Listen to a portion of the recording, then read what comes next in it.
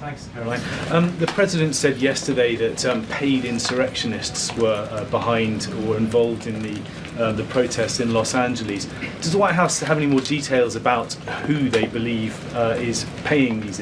The President spoke about this last night when he returned from Fort Bragg because, frankly, the President has a lot of common sense. And if you look at some of the imagery that we have received from the Department of Homeland Security and ICE and law enforcement who are on the ground, you will see boxes and boxes of very professionalized masks and rioting equipment being dropped off for these protests. So it's a good question the President is raising and one we are looking into about who is funding these insurrectionists and these rioters and these protesters and these illegal criminals. And I have updates for you on the numbers, by the way. Since June 6th, there have been 330 illegal aliens that have been arrested as part of these riots in Los Angeles. 113 of those illegal aliens had prior criminal convictions. And overall, and this includes arrests of American citizens, there's been 157 people arrested for assault and obstruction-related charges, including the attempted murder of a police officer with a cause. So who is funding these illegal aliens who are coming in with this very professional riot gear? It's a question everyone in this room who cares about truth should be asking. And we encourage your help in trying to get to the bottom of that question. It began not with fire, but with silence. A White House press room, tense, expectant, suddenly cracked open with a statement so jarring it silenced even seasoned reporters.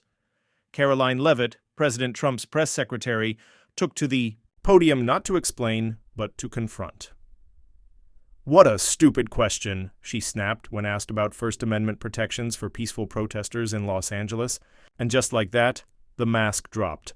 Behind the rehearsed calm of official briefings was a raw truth the administration had now chosen to say out loud. The message was no longer subtle. Federal authority will prevail. Constitutional nuance. Be damned. The question now reverberates across the nation. Is America witnessing a temporary crackdown or the rehearsal of a new political order? Between June 6th and 8, 2025, the city of Los Angeles once again found itself in the throes of chaos. It started with dawn raids, federal immigration forces descending on working-class neighborhoods in Paramount and Compton. Families were pulled apart, doors were broken. Undocumented immigrants, many with prior records, were detained en masse. The raids, according to the Department of Homeland Security, were targeted enforcement actions. But for the residents of these communities, they were something else entirely, a declaration of war. The response was immediate. Crowds began to gather, at first peaceful, chanting slogans defending immigrant rights, sanctuary policies, and demanding an end to ICE overreach. But within hours, the streets turned into battlegrounds. Police on horseback charged crowds. Tear gas filled the air. Rubber bullets ricocheted off sidewalks. And in scenes eerily reminiscent of 1992, mounted officers swept through the streets while helicopters roared above. Los Angeles Mayor Karen Bass condemned the raids as reckless provocation, asserting that the city had been calm until federal forces intervened. Governor Gavin Newsom went further, calling the deployment a constitutional breach and declaring his intention to challenge the move in court. But from the White House, the message was defiant.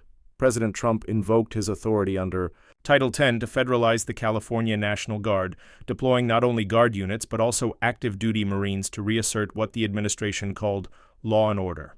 This marked the first time since 1992 that California's National Guard had been federalized against the wishes of its governor. The echo was deliberate.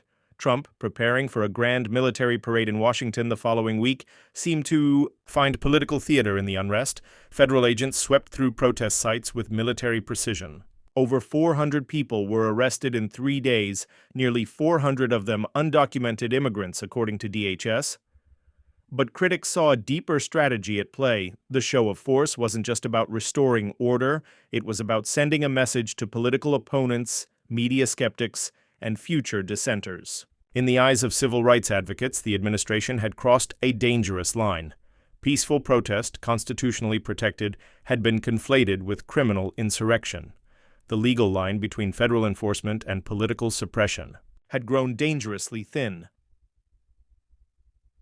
Then came June 11th. In a high-stakes White House briefing, Press Secretary Caroline Leavitt stepped to the podium with fire in her voice. Reporters, still reeling from images of National Guard patrols in LA neighborhoods, asked the obvious, Would the government protect peaceful protesters during the upcoming parade in D.C.? Leavitt's response was immediate and unfiltered. What? A stupid question. The room fell silent. What followed was a press confrontation unlike any in recent memory. Leavitt doubled down, asserting that the majority of protesters in Los Angeles were not peaceful and that federal action had been not only justified but essential. She cited arrest records, emphasized the presence of professionalized rioting gear allegedly dropped off to protest sites, and accused local leaders of failing their own citizens. She didn't stop there. This administration will not apologize for defending this country against lawlessness, Leavitt declared. Governor Newsom and Mayor Bass allowed this city to burn. We stepped in to put out the fire. And then, with barely a nod, she ended the briefing early and walked off. The fallout was instant and explosive. News outlets played the briefing on loop. Hashtags ignited across social media. Conservative pundits hailed Leavitt as a warrior for law and order, fearless, articulate, and uncompromising. Finally, they said, someone who speaks the truth. Progressive voices, meanwhile, sounded the alarm. Civil liberties groups called the exchange chilling. Legal analysts pointed out that under Title 10 of the U.S. Code, federal troops may be deployed but do not have arrest powers without invoking the Insurrection Act, a legal distinction the administration had not yet made. What, then, was the legal foundation for these actions? Where were the guardrails? Governor Newsom vowed to sue, calling the deployment an occupation. Karen Bass argued that the narrative of violence was exaggerated to justify repression. Democratic lawmakers demanded hearings accusing Trump of politicizing military power and violating state sovereignty. And as for the protesters, many continued to demonstrate, now not only against immigration raids but against what they saw as creeping authoritarianism. Observers were quick to draw parallels to the 1992 LA riots following the Rodney King verdict.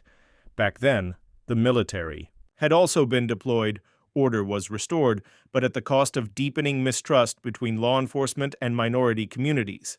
Today, critics fear the same dynamic is unfolding, except this time the target is broader. Immigrants, protesters, journalists, experts in constitutional law warn that the First Amendment is not conditional. The right to peaceably assemble does not vanish when a protest turns disruptive. Yet by branding all protesters as rioters, the government risks normalizing a view of dissent as inherently violent. This, they argue, is how democracies erode, not through overt coups, but through slow, systematic redefinitions of freedom. The administration's framing strategy, highlighting foreign agitators, paid mobs, and coordinated insurrection, mirrors tactics historically used to delegitimize protest movements, from the civil rights era to post-George Floyd demonstrations. But this is not 1992. In the age of social media, press briefings are not just events, they are viral moments. And Caroline. Leavitt's confrontation was pure political performance. The clip of her shutting down questions and walking out became symbolic of the White House's stance. We answer to no one. Within hours, right-wing influencers were using the footage as rallying material. Memes proliferated, podcasts dissected. Every word. On Fox News, commentators praised Leavitt's strength. On MSNBC, anchors warned of growing authoritarianism. But regardless of viewpoint, one fact was clear. The administration had mastered the media battlefield. This moment is not just about Los Angeles. It is about the soul of the American experiment. Can a government wield overwhelming force to suppress unrest and still claim to be democratic? Can it selectively respect state boundaries, supporting states' rights in some contexts while bulldozing them in others? Legal scholars warn that the selective application of federal power sets a dangerous precedent. If the Insurrection Act is invoked for political theater, what's to stop future administrations from using it to silence any opposition? The issue isn't simply about protesters or immigration. It's about the evolving line between dissent and disorder, between civic responsibility and authoritarian temptation. At the heart of this crisis is the immigration debate, a powder keg issue Trump has long used to rally his base. By portraying undocumented immigrants as violent, the administration strengthens its narrative of needing strict border control. But rights groups argue this is scapegoating, using the marginalized as political fodder. Meanwhile, the media remains under siege. Accused of bias, collusion, and leftist activism, mainstream journalists now face a White House that refuses to play by the rules. What happens to press freedom when questions are dismissed as stupid? What happens to accountability? When officials walk out mid-briefing, trust is eroding, not only between citizens and government, but between facts and narratives. And into this volatile mix-step, the courts, now tasked with deciding whether Trump's federalization violated constitutional principles. Caroline Leavitt's explosive briefing marked more than just a news cycle, it signaled a pivot point in American political life. The federal government has made clear its willingness to override local authorities, dismiss press scrutiny, and militarize its response to civil unrest. Whether history will judge this as bold leadership or dangerous overreach remains to be seen, but one thing is certain: the events of June 2025 will not be forgotten. From the streets of Los Angeles to the halls of power in Washington, the lines have been drawn. The coming weeks will test not only the durability of laws and rights, but the very spirit of the republic. Will the courts intervene? Will states push back? Will the people protest or comply? That, dear viewers, is a question only time and history can answer. If you value deep dive journalism like this, subscribe for full coverage of America's political turning points. Drop your thoughts in the comments. Where do you stand on the balance between safety and freedom? Your voice matters and helps us continue exposing the truth.